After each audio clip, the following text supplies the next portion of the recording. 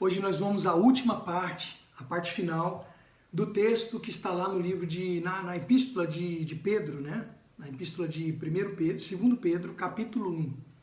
Você vai acompanhar a partir do versículo 3, mas nós vamos hoje falar sobre a última parte a partir do versículo 9, tá certo?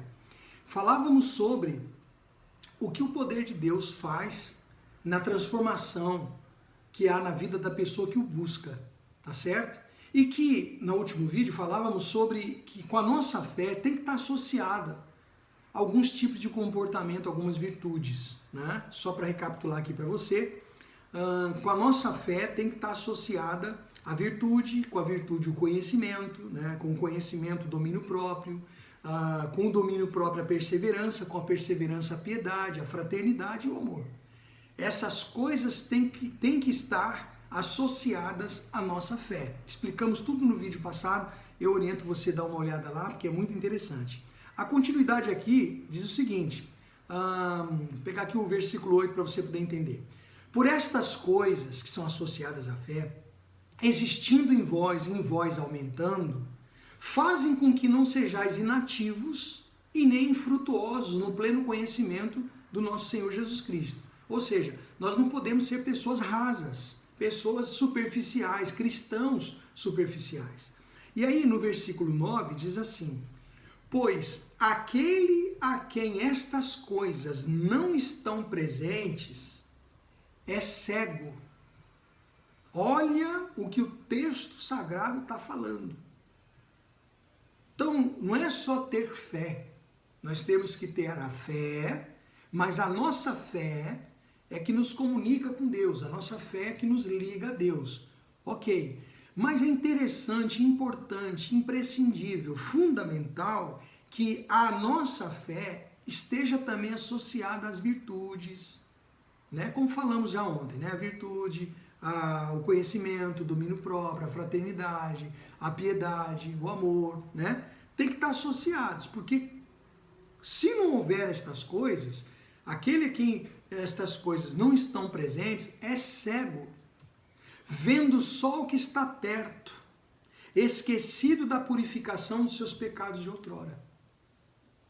Então é aquele tipo de cristão que esquece o sentido verdadeiro e real do seu chamado. Por que você é cristão? Você é cristão para Deus ficar te dando coisas? Você é cristão para Deus ficar te dando livramento, resolvendo seus problemas? É para isso que você é cristão? Você entende como que isso é raso? Você entende por que a humanidade está descrente, está desacreditada de Deus? Porque as pessoas elas têm o conceito de que ter Deus é ter coisas, e quando você não tem, então Deus não está funcionando. Os problemas vêm na sua vida e aí, eu estou com a vida cheia de problema, Deus não está adiantando. Por causa da maneira que esses líderes, pregadores do inferno, incute na mente das pessoas esse tipo de coisa. Eles não falam das coisas aprofundadas, eles não falam de um crescimento espiritual, de uma virtude, de um conhecimento de Deus, falar com conhecimento de Deus por experiência, empiricamente, sabe? Se essas coisas, as virtudes, o amor ao próximo, de verdade, sabe? A empatia, amor fraternal, se não houver isso, se essas coisas não estiverem presentes, a pessoa é cega. Está escrito aqui, ó, versículo 9. Está na descrição do vídeo aí. Vendo só o que está perto. Aqui, ó. Como diz, né? Um palmo do nariz.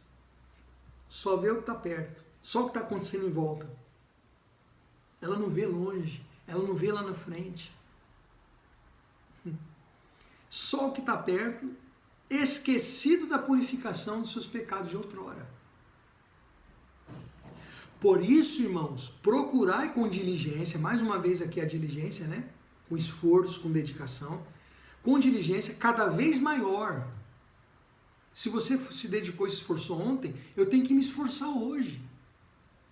Eu tenho que continuar me esforçando, né? Cada vez maior, confirmar a vossa vocação e eleição. Tá vendo? Eu tenho que confirmar a minha eleição. Eu tenho que confirmar o meu chamado.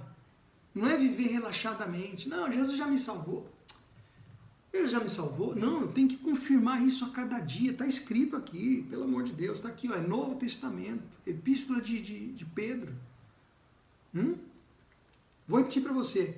Pois aquele em quem estas coisas não estão presentes é cego, vendo só o que está perto, esquecido da purificação dos seus pecados de outrora.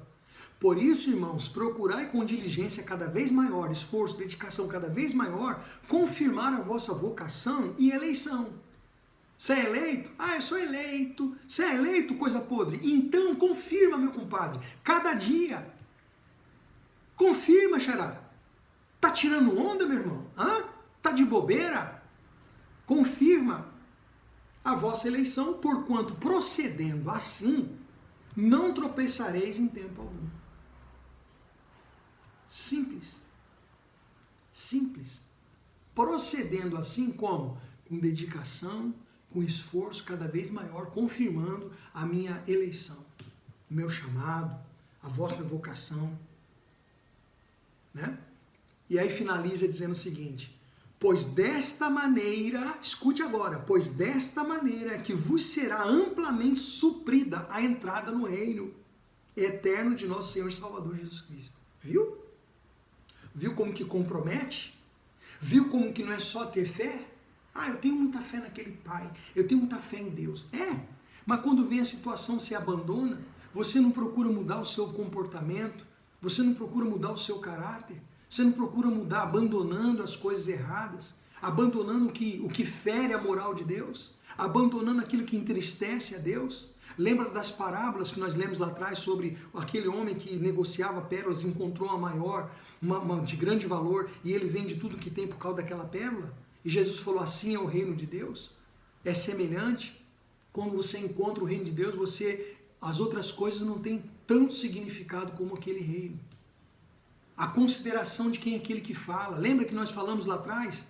Aquele que está sentado no trono disse, eis que faço novas todas as coisas, que as palavras, escreve que essas palavras são fiéis e verdadeiras. As palavras de Deus são fiéis e verdadeiras. Se falharam com você, se mentiram para você, você se decepcionou, problema de quem fez isso e problema seu também, porque você não crê em Deus. Porque se você crê em Deus, você não se decepciona com os outros. Porque você entende que é a palavra dele que fecha, a palavra dele é a última palavra. Você não se decepciona com Deus, ele é fiel e ele é verdadeiro. Então ele está dando aqui para a gente a descrição de como, do processo que a gente tem que seguir para poder entrar no reino de Deus, sim, para sermos pessoas que verdadeiramente são cristãos, não rasos, não cristãos superficiais, mas com profundidade, que fala de Deus com conhecimento tanto naquilo que Ele te revela, como nas experiências que você tem com Ele.